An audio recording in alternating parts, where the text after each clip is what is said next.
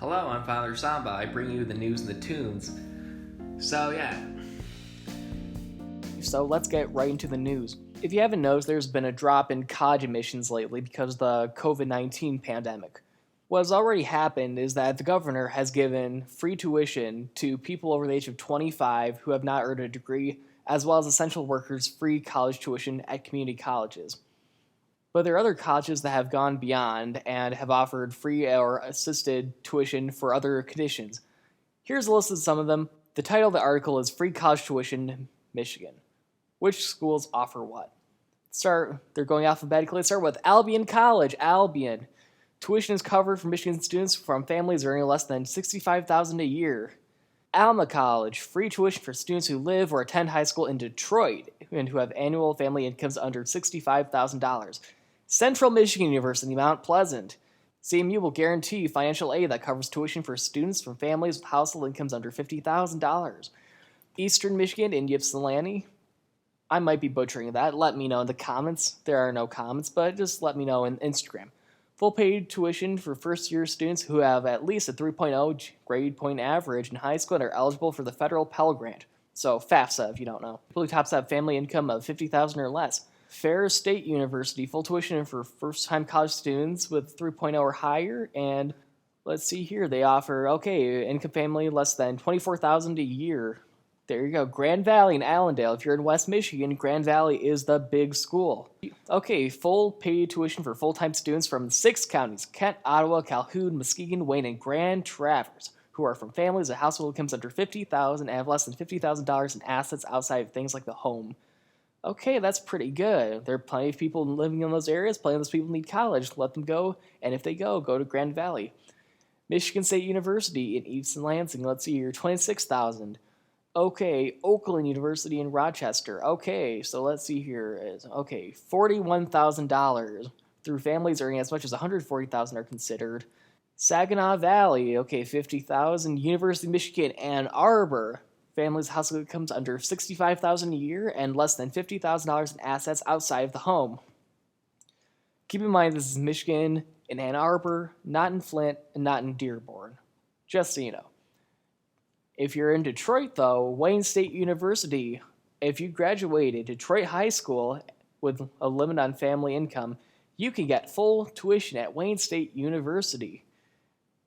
There you go, and it looks like those are all the schools. If you qualify for any of those things, from what I've seen, is mostly a priority of people living in Detroit, seeing how they were hit very hard early on. However, if you fit the financial requirements, you might be able to get free college. For those of you who might not know me, I am Father Samba. As you know, I bring you the news and the tunes. However, there is more to me that you might want to know. So far, I've been in 2 episodes prior to this. If you've watched the first episode, where it introduces the crew, as well as the interview with the esports coach of Aquinas College, those are the episodes I've been on. The rest I've just been editing, so if you hear anything that you think is wrong, it might have been my editing. But one thing that I was told before the first episode was that I wasn't allowed to give any corny humor. The problem is that's all my humor. But you know what? I've been granted time to talk about pretty much whatever I want, and since that's whatever I want, I'm going to talk about some comedy. I'm a comedy fan. I like to make myself laugh, and sometimes other people laugh too. Other times they just cringe, like my family. For the past year or so, I've been writing non-stop comedy. It's been pretty much set after set after set. I've mostly been writing little bits, and then I eventually organize it. However, you have to realize, because of restrictions on restaurants and bars and other venues, I haven't been able to perform any comedy. Luckily, I've been given this time, so let's get into it. Parents and phones. Parents can give you lots of presents, but they like to have a list to choose from. They want to know what you're into, but even their generosity has some limits. Unless you're some kind of rich guy, they're not going to give you some 37 big presents and a partridge in a pear tree. If you want an expensive gift, chances are that's going to be your only gift, so you better enjoy it. So that's why many young people, they just ask for a phone. And you know what? They get the phone. They get you the phone. And you know what? They get the phone. There might be a good deal online, and it makes it easier to call when you're going to be out late. But even more important, they've got some leverage for when you screw up. Oh, your grades start slipping? Oh, it's the phone. You have to stay late after class? Phone. Even if it's impossible if the phone could have started it, They're still gonna hold it against you. Mom, I broke my arm. You know why? It's the damn phone! So then they take your phone away only for you to miss your alarm because they took away your only alarm clock that wakes you up in the morning. Same goes with video games. There's so many beneficial factors to it. Yeah, you can unwind without getting in big trouble. Playing a drug dealer in a game is less harmful than being one in real life. You have a good community of friends you can talk to. It might even help work well under pressure. Yeah, but, once your mood starts to slip, your parents are going to immediately assume it's because of those damn games. You got to take away the games. Way to go, Mom. You took away some of the people's only way to socialize. Yeah, I'm 19 years old, and unfortunately, I've been alive this whole time. Being a child once, I've had a share of experiences with these people called parents. If you have two, it's normal. If you have none, you're Batman. It doesn't matter if it's a mom or dad, two moms or two dads. It's all fine and dandy. They love you, probably. What I have a problem with is that some of the rules they made are just really weird. I've come up with a list of some of them from my experience. 1, they keep a plastic bag full of other plastic bags. My family recycles because we're better than you, so we can keep a little extra bags and separate bags for recycling. That's good. But now our bag of plastic bags is overflowing, and now we're going to need a bigger plastic bag so all the other plastic bags don't fall out. Or better yet, take out one of the plastic bags so now there's another plastic bag for the other plastic bags that are falling out of the plastic bag. That was a lot to say. Here's another thing that I've had to deal with. They let you stay up over break, but since break ends in a couple of days, you have to practice for when school starts. It's like communism. It sounds great in theory, but let's be honest, it doesn't matter how early you get to bed, the first day is always gonna suck. So let me just stay up watching Goosebumps. I think the first day is gonna be bad enough, and I might as well have been able to learn from my own mistakes. Ooh-wee. I've got something worse than all of these. My house had a trash can in the basement, but we weren't allowed to throw anything away in it. If you don't want us to use it, then why the hell are you buying it in the first place? Fine china gets used for a special occasion, but you've got a Rubbermaid waste tub that I think is worth less than one of the plates. Let me throw away my Butterfinger wrapper here so I don't have to pull out one of the 1,000 plastic bags from under the sink. I don't know about you, but my only crave time is at night. Not when I'm making art or listening to music. No. When I say I'm creative at night, I mean my brain gets all creative with these strange dreams I'm having. Since I can't afford to be admitted to any of these hospitals, I'll just share some of these out loud for everyone to hear. If you have a diagnosis for me, feel free to tell me after the show. Anyway, here we go. So my family got a puppy back in October, cuter than the Dickens. Sorry, Charles, the puppy was soft and white and it made little cute barks. But how did I mess up? This one night I dreamt I heard the dog yelping. Yeah, I was really confused on why the dog was yelping in the middle of the night. I walk into the kitchen where my sister is. I open the door and I see the dog was cooked in the oven. Not only cooked, but burnt to a friggin' crisp. Horrified, I looked at my sister, who said she didn't know how the dog got in there. Let me make this clear to me. Between the dog yelping and me finding the oven was 20 seconds. You're telling me the oven can go from 0 to 1,000 degrees that quickly? I mean, sorry for my dog, but I want to know why the oven did that. I'll give you another one. It's a little less insane. I'll tell you that. This last one it's a little bit of misfortune. I was sitting in my living room during a dream. Who do I see out the window but Fat Albert? Not the cartoon Fat Albert, but the movie Fat Albert, played by Kenan Thompson, which is probably good because I was asleep. But it gets better. He says, Hey, it's Fat Albert. Happy birthday, now get some therapy. I have multiple questions. First of all, why was the live-action Albert coming to my house instead of the cartoon one? So I don't believe I've ever watched the live-action movie all the way through, but I've definitely seen a couple of episodes of the show. I mean, I'm not saying I was a huge fan of this show, but it's weird that he came to my house of all things. And why did he wish me a happy birthday when my birthday wasn't in months? It didn't seem right to correct him. I mean, no, Fat Albert, it's not my birthday, but you're right about everything else. To my understanding, I thought he was supposed to be the wisest character in the show. He was the wise person. But, I mean, if anyone else in the show came, it would be weird. But it's weird they wished me a birthday. And even more important, how did he know I needed therapy? It would have made sense if he said, I've been checking out your windows and you look awful sad. But he didn't say any of that. Hell, that's probably even worse because he'd be admitting to spying on me. And am I the only one he does that to? I mean, Santa Claus isn't coming this year, but we've got a different guy in red who can take his place. And who else but Fat friggin' Albert? That was a lot to unhandle. I'm going to take it back to something a little more reasonable. What we're always told as kids is to never judge someone from how they look. Looks can deceive you, they say. The same goes for sound. They may sound nice, but they're worse behind closed doors. I don't know whose doors they're going behind, but I don't want to go if it's where you go to be meanies. I mean, what sense can you judge people for? Their smell. I don't know about you, but I would worry about how I smelled back when I was able to get out of the house. Every morning I'd brush my teeth and smell my breath about 20, 30 times to make sure I don't smell like a war crime. Say what you will about masks, but how many times have you smelled someone else's garlic goat breath? Now, I brush my teeth once and I call it good, and I just keep the dentist away. I think that's good enough right now. But another thing I worry about is body odor. While I usually wear deodorant, the times I forget seem to always be the times I go out with people. And if I can smell it, someone else can too. Which is why I always stand with my arms stuck to the side like I'm a soldier. Nothing against Tomas going into them brains. He's very brave. And I'm not hugging anyone either.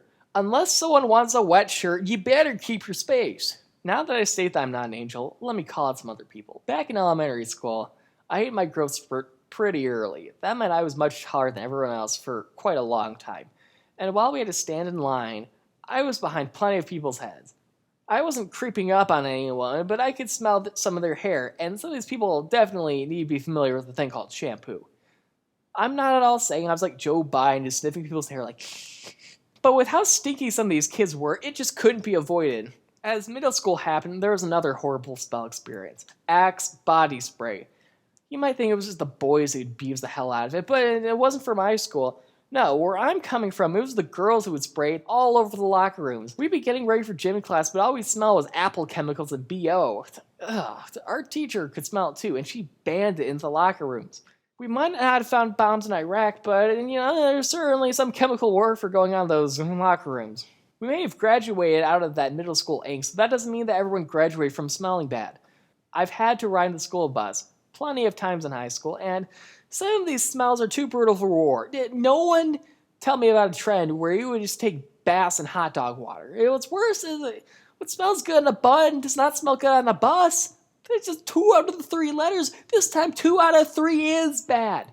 Yeah, that might have sounded pretty dirty, but that was only a fraction of how dirty these people actually were. So I was a little weakling back then, much like I am today. So I made sure not to offend the jocks I knew who could break me in half. Do you think I have the courage to approach a football player and ask if they ate onions for breakfast? No, of course not. Of course not. For all I know, they're modeling themselves after Shrek. He was a big guy and he got a girl, but I don't think it was because of the onion dinners. Shrek was lucky to get Fiona because he found someone as disgusting as he was. And if you think the normal people want the ogre-smelling ass around here, let me show you some nice torches and pitchforks. As you know, there's been a pandemic that went on. In case you weren't even paying attention, there are pans falling from the sky and millions of people were getting hurt. Watch as I get fact-checked for that. And if you thought I was kidding, no, next time go outside. Now, you don't know what happens next. I'm just kidding. Plates are not falling from the sky. Pans are not falling from the sky. I don't want to get taken down. But for us back on Earth, we were encouraged to stay at home to make sure the death toll could just stay low. It meant millions of students had to go to online school instead of being in the classroom. From kindergarten to college and everything in between, it had to be done. We had to make the switch last year, and it's continued to this year in a bit. So I can give you a little bit of experience on it. Best part is that it's pretty easy if you're lazy. Parking at school costs money and you have to get dressed and maybe even take a shower. Not with online school. With online school, you can go to school without leaving your bed. But what made it hard is that now you're lazy. Some of the classes involved are doing more assignments. It was the motivation to stay at home with school in one tab and YouTube in another. Most of my classes were completely online, which means I didn't hear from a teacher until I turned in the work. They're basically like supervisors more than professors, but in some classes homework can be done in less time than they would spend for the class. Right now I have an economics class that's 3 credits. I can do it all in 2 hours, and I feel pretty happy about that. But you know what, if there's one thing I want, I like to have all the access to every part of the semester at once. I think, the teachers are spreading it out, somehow make us consistent over 3 months. Don't lie to yourself, we're not learning. We're not even learning a damn thing this semester. All we're doing is trying to meet deadlines. Do you think a semester of college would be that stressful if we do it all in a week? No, it's amazing. Anyone who says otherwise can kiss my ass. Another thing I've grown to despise are those discussion boards. As much as I hate class discussions and participation points, these posts are so tedious. By about the fourth person we're answering the same question, all the responses are pretty much the same thing, copied 20 times. If you thought a copy of paper looked bad, try a copy of a copy of a copy. What's worse is that teachers lack it, so you have to post before you see other people's posts. Because then you see what other people posted, and you find that they did a better job than you did. It pisses you off. Last semester, I had a class that was virtual, which means I had to show up on Zoom for meetings every week. Mine were at 9 in the morning. The professor knew it was too early for any of us to look good, so he let us turn the camera off and mute the mic. The drawback was he'd only call a good morning for people who showed their faces on the call. "Oh, hey Tom, how are you doing?" Yeah, but maybe it's because they were brave enough and wanted to feel like they were actually learning, but not me. I had the mic muted, camera off, and tape on the camera because I have trust issues. Since I was in bed, I would just mess around my laptop before class started. That's why you gotta go to Zoom 5 minutes before. See, you never get marked late or absent. One time, I opened it up about 8:55, had everything else turned off. And then I took my phone out and I started scrolling. Nothing startles you more than hearing your professor yell, "Good morning," while you're disconnected and now you have to start learning all day. As I've said, the mic and the camera phone were off. He couldn't have known I was just scrolling through Instagram, but it woke me up more than any cup of coffee could. Not even a Michigan morning coffee. Tomas probably can't hear me. That class wasn't too bad, actually. He decided that since the textbook and problems were already online and if we could already use it, he would just spend the time answering our questions rather than just going through the problems. Zoom servers are not always most reliable, so going through a PowerPoint is just not a good idea. And it'd be more human. He'd tell us about how his family is and he'd warn us about the dog. I came to the class every single time. I never saw the dog. I wanted the dog.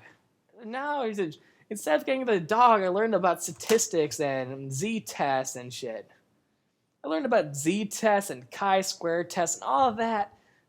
But it's not a dog. I want the dog. Yeah, well, that was a good class. One of my classes, I had no idea what I was doing the entire time. It was a programming class, so it made sense that it had to be online. What didn't make sense was the teacher was practically AWOL for half the semester. I did 3 of the chapters, and then she just didn't post anything for a month. No assignments, nothing. No grading assignments, nothing. And when she came back, she posted 1 more chapter's assignments, and then she's gone for another month. Then she came back 2 weeks before the exam. She just took 3 chapters off the syllabus and announced what the exam would be. Let me put that in perspective. In nearly 2 months, we didn't hear anything from the professor. She didn't grade a single assignment until the last possible date. 15 assignments with probably 16 students in the class, totaling about 200 assignments. She was just putting off. Hell, I finished taking the exam before she got around to actually grading the homework. And when she finally graded them, she just put every assignment in for 100%. If you thought students procrastinate, that's nothing compared to the professor who did a semester's worth of grading in just 2 days. Wham, bam, thank you, ma'am. Was it all a waste? I mean, of course not. While it was far from being a productive semester, I was able to get some handy-dandy credits in before the big boy classes come next year. Yeah, with my family taking care of an elderly person who's no longer with us, it was easier for all of us to just not work and just stay at home. The sickness was around us, and I knew I should just stay at home and watch Animaniacs for the rest of the year. So in a way, classes kept my body and brain busy, so it wasn't all a waste. Now we have to ask what school will be like once the pandemic is over. Once the sky is no longer dropping frying pans, many of us will have to go back to learning in person, or as I like to call it, learning. Don't think for a second that online school is going away. With the changing world, it'll be easy for professors to stay up to date with students if content is available on the computer. And if there are any snow days or another season of sickness, online school is happening again. But once everything goes back to normal, we'll have to actually be productive, put on appropriate clothes for leaving the house. I'm wearing Grinch pajama pants right now because I can just do it. I'm not ready to go outside. If they see me, they're gonna follow me around to the store until I leave. I'm not shoplifting. I'm just a guy who likes pajama pants. It's kind of my thing. There are some big differences between men and women. One is what we call maturity. Usually, guys talk to girls the same way from 16 to 30. You know, if we're not married, we're not afraid to say things that might offend. And while girls mature faster than guys, there's one thing that they still do after becoming adults. They have stuffed animals. I'm not talking about those expensive Beanie Babies. I'm talking about those big ones you wanted to win at a fair, but you never did. If you're smart, then you should know not to get between a woman and her stuffed animal, and here's why. A friend of mine is 20 years old, and yes, she has stuffed animals that she sleeps with. One time she had a guy over, and he said, "I'm going to be honest with you. You need to stop cuddling with stuffed animals because it's weird and it makes you seem lonely." So what did she do? She took one of them and snuggled with it right in front of him and didn't say a single word until after he left. And you know what? I'm with her on the issue. I don't like stuffed animals because, I'm a man, but as I know, as a man, you don't get between a woman and her stuffed animals. You don't bring it up. She chooses to have something that makes her feel comfortable, and he went to her place of living and just spat in her face. Even though men don't keep stuffed animals, I'm pretty sure there are other things that they don't want girls finding out about. For one thing, I know guys that own body pillows. Some of you might be groaning right now when I say body pillow, but don't. At least not yet. There are some guys who sleep with a body pillow in their bed. Why? Because, it's soft and it makes it feel like they're in bed with another person. Only they don't wake up to find out that person started hogging all their blankets. But if you had one and a girl came to your house, you wouldn't want her to see it because she'd insult you and it would make you look lonely. Here is my hot take. By now, it's as warm as an ice cube. But I don't see anything inherently wrong with owning a body pillow. I've heard of people from both genders wanting one because it makes them sleep more comfortably. But like mental illness, it seems a lot creepier when a guy has it. Have you seen Joker? I proved my point. Both genders want to get into relationships, but both genders like to feel good when no one else is around. And if nobody else is around, why should it matter what makes you feel comfortable if you're not hurting anyone? If you're not breaking any rules or anything, yeah. But I guess you know where I'm going. Yes, I'm aware there are some people who own body pillows who are creepy. Don't get me wrong. I'm not one of those people, nor do I approve of people who do this. I just want to be fair. If sleeping with stuffed animals makes you seem lonely, then the same as we said about body pillows. And vice versa. If one is normal, the other should be too. Let's keep it balanced, and then we can all come together. One last rant before I leave. You know what I can't stand? Funko Pops. Now, I'm not a racist, but I don't get the appeal of Funko Pops. They all look alike with those big square heads and their little bodies. That only looks on SpongeBob, but on a person, it looks friggin' scary. You ladies might call society's beauty expectations a load of crap, but at least no one expects you to look like one of these monstrosities. What's worse is they make them for pretty much every single character. Supernatural, Doctor Who, the Avengers. You sick freaks would buy all of them. They've got all kinds of ones. They've got one of every single friggin' character that's ever existed. Historical people alive today. They've got one for everyone. Another thing I don't like about them, the price. Why are these things so expensive? You're just putting paint over the same misshapen body with those beady little eyes. This crap sells for $9 to $20. Screw it, $100. Someone spent $100 to show the world you're a jackass who should never be given money. And the collectors, good golly, Miss Molly, these people collect these things. Here's a rule. Here's my new rule for all of you. You get two. You get two of these demon dolls, and that's it. No more, anymore. You know what we have to do? We have to drag you on the street and put you in an insane asylum. Well, that's where we put all the freaks we managed to keep hot topic in business after you graduate high school. I'm just saying, I don't get the appeal of those things. If someone gives me one as a gift, I'm throwing it in the trash right in front of them. They're not getting the refund. Screw it, you thought I wanted a Funko Pop. No, I don't want a Funko Pop. No one wants a Funko Pop. And if they do, run! Run away from these people. It's not worth your time to deal with the type of people who like to have square people who are shaped like... It's weird. You don't do it. What is wrong with you? What? Why would you... Oh, I know. I'm going to probably offend some people with this thing. But Funko Pops are weird. I'm just putting it out there. Most people do not like Funko Pops. And if you own more than 3, you're a lost cause. We need to have Fat Albert go up to your window and tell you to go to therapy because there's no reason to own that many of those creepy things. Yeah, remember the troll dolls? Yeah, people used to own those too. Those were little, they were collectible, and they were scary. They were so friggin' scary. I don't get it. Yeah, trolls are obviously bad. Funko Pops, you take a couple seconds and you go, why would anyone want this? No. You don't want that. No. I'm going to calm down for a little bit. I'll be right back. And this has been the episode. I'm Father Samba. Thank you so much for listening.